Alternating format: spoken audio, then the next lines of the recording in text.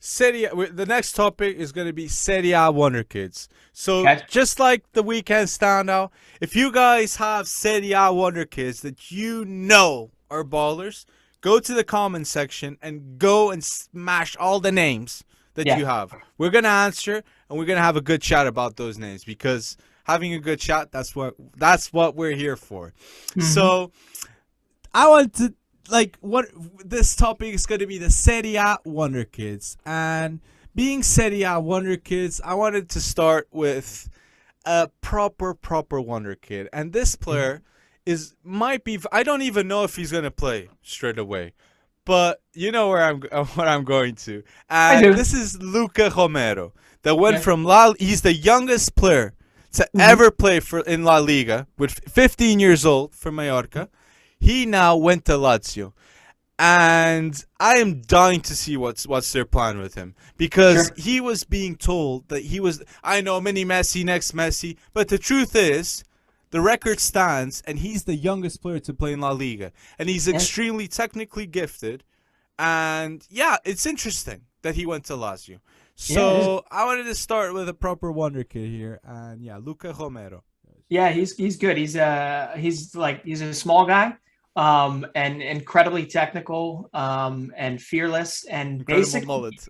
yeah, and a phenomenal mullet too. I mean, hey, party. What is it? No, business in the front, party in the back. Right? That's what it's called. Um, but I'm going to go on the opposite end, right? Because you got him on right wing for them. They've got Lazio if they want, if they can develop them properly. They've got their wings locked down for years to come.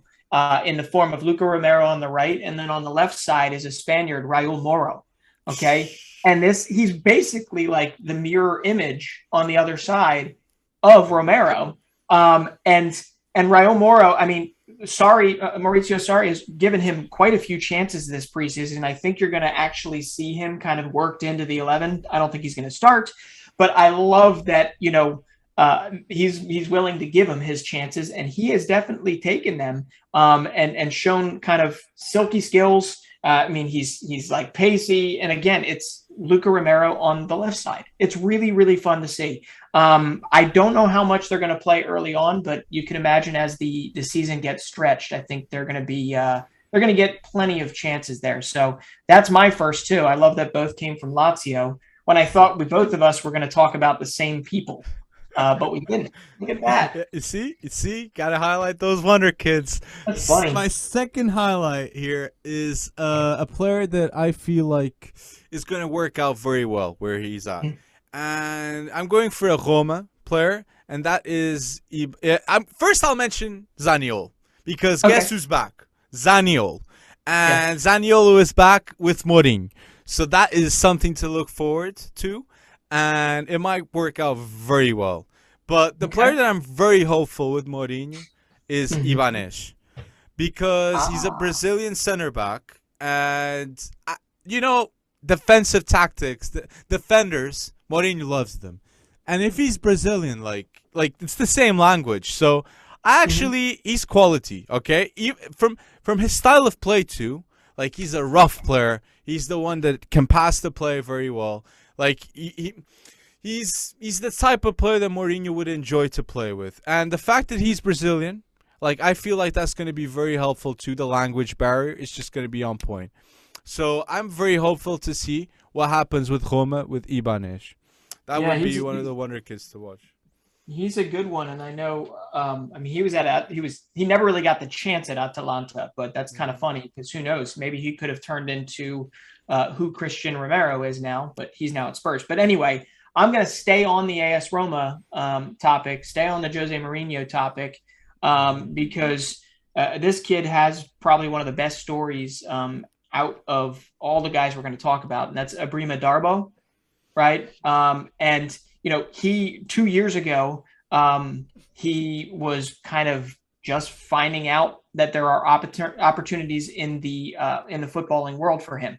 Okay, I mean he was a migrant from Gambia and made his way over, and went through horrors, unspeakable horrors, to get here.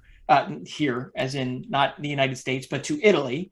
And before you know it, He's having a breakout half season for Roma at the end of the year last year. And he's kind of, he's a dictates play. He's strong. He's pacey. He sends his whole salary basically back to his family in Gambia because he had to separate from his family to get there. But I think you're going to see him as that kind of that engine of the midfield, and get more time than we probably think heading in, again, as the season progresses. But I mean, come on, if you can't root for the success for this kid, then what are we in this for, right? But he's awesome, absolutely awesome to watch. I mean, and his football matches his personality. So we'll see what happens. What a story there. Like it's always good to see someone giving back to who needs, and actually like having it like personally. So it's fantastic mention there.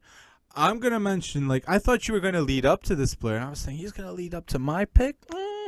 Then it was the Atalanta talk. Like, someone went Atalanta at center back, and that was Demiral. And I was quite surprised because if you'd spoken to me a year ago, I thought that Demiral was going to be one of the key pieces at Juventus, being the future of Turkey, and he was being quality next to the elite.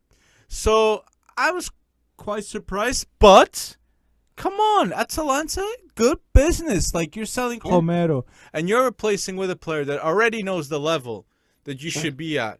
Okay, and maybe just needed a bit more confidence in the defense side. It could be egos, because the truth is that Juve defense, who talks there? It's Bonucci and Chiellini. Like, even the leaked there, even the leaked knows those two are the ones. They're the bosses. Okay, so maybe Demiral, he would be the type of player that he'd like to have his spot, and I don't know. I'm here speculating a bit, but I think it could be a match made in heaven. Demiral at Atalanta. I think it can work out very well. So that's a very good shout, and I think that is an awesome place for him to develop, as we've seen. And if he can go the route of Romero in terms of come back after a very solid year for Atalanta, who knows? Maybe he's right next to De Ligt once Bonucci and why am I forgetting his name? Goodness, help me out. Chiellini actually hang their boots up, right? That's a good one. But my next one is, I think we just have to say him because he's still only 21 years old. That's Dusan Vlojovich, right? First off, how the hell is he still in this league, right? How the hell is he still playing for Fiorentina? I shouldn't say in this league, because I'm more surprised that after his 21 goal season last year, right? That SERIE A, which is it's just an unbelievable stat, and especially for a team that had a pretty subpar year last year. And now, it's only been a Coppa Italia game, but I believe he had a hat trick. At the least, he had 2 goals, and he's got this little partnership going on that kind of reminds me of, a Chiesa Vlahovic type of partnership at Fiorentina, where this could work out with Nicolas Gonzalez, who came from the Bundesliga.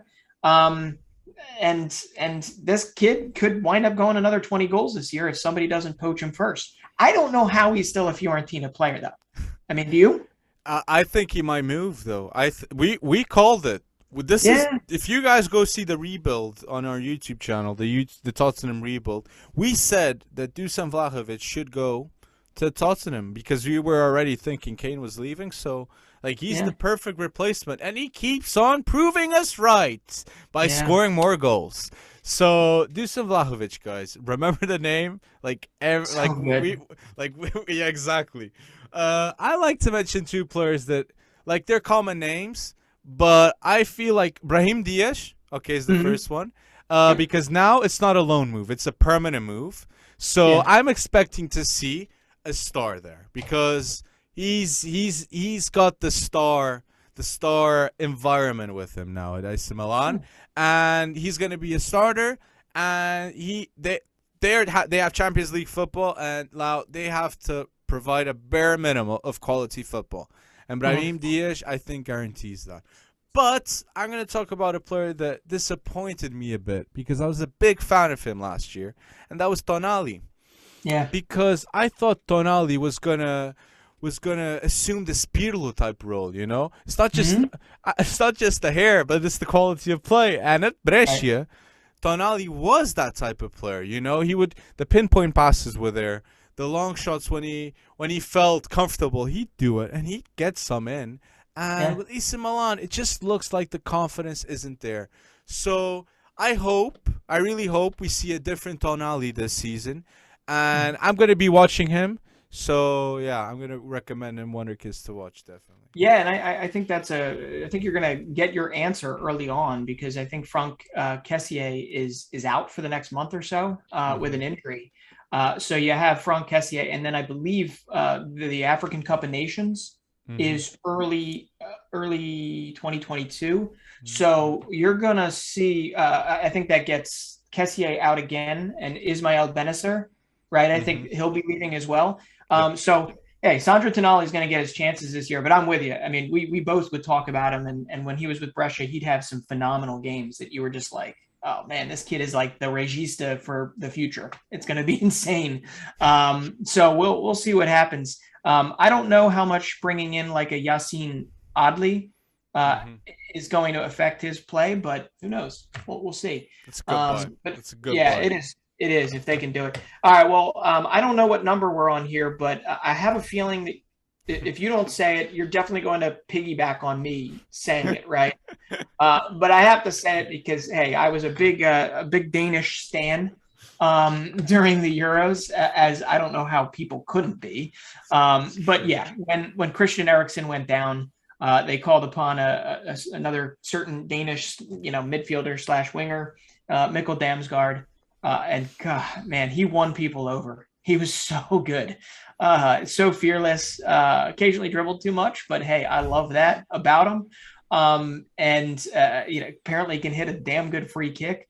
But him at Sampdoria, I don't think. I think he needs to level up some. But hopefully they're going to give him his chance to kind of run the show this year. And I think we're going to see that. But we obviously you got to watch him because. He should be able to carry that momentum over. And yeah, I'd expect no less, right? Personally, before the Euros, I didn't know a lot about him. And yeah, see, like Damsgaard, yeah, he dribbled a bit too much, but that's what he had about him. That ferocity, that not being scared to out dribble you. Like it's a scary thing for fullbacks to have such a dribbler like him. But yeah, fantastic pick there. I knew you were going to shout him out. I'll be honest. I was like, when is he going to shout out Damsgaard? Like, you were the guy who said that Denmark was going to win the Euros. So, finalist. Finalist. I got close. Yeah, you did. Yeah. But do you wanna get a prediction now for Serie A? Yeah. We said a bunch of Wonder Kids. Do you have a prediction now for Serie A? Yeah, and the funny thing is none of these Wonder Kids actually came from the club that I'm gonna pick. But yeah, if it weren't for the exit door being wide open for Inter Milan, right? And AC Milan it also doesn't seem, I don't know. Everything is around Juventus for me. McKennie, another year there, he's going to play a big part. I believe Alvaro Morata is going to play a big role up front for them. I like Chiesa coming off winning the Euros. Dejan Kulusevski. I mean, I just really like this core that they have, and I think Juventus Allegri is a winner, or he's coming in to win. Yeah. I think it's going to happen, and I think it's going to be Juventus right back where they left off previous to the little Inter hiccup, and I think they're going to be winning the Scudetto. I'm with you 100%. Like the moment I saw that Chiesa Euro, I said, nah, this is a wrap. They have the league, Chiesa, Ronaldo, Bonucci, Chiellini. Non dá. Like it's impossible not to win with this team, and they got the coach with Allegri. So yeah, and Cristiano. Like how embarrassing would it be not to win the league for Cristiano Ronaldo? Like it would be very embarrassing for him not to win Serie A this season. Before he packs up and goes to PSG, right?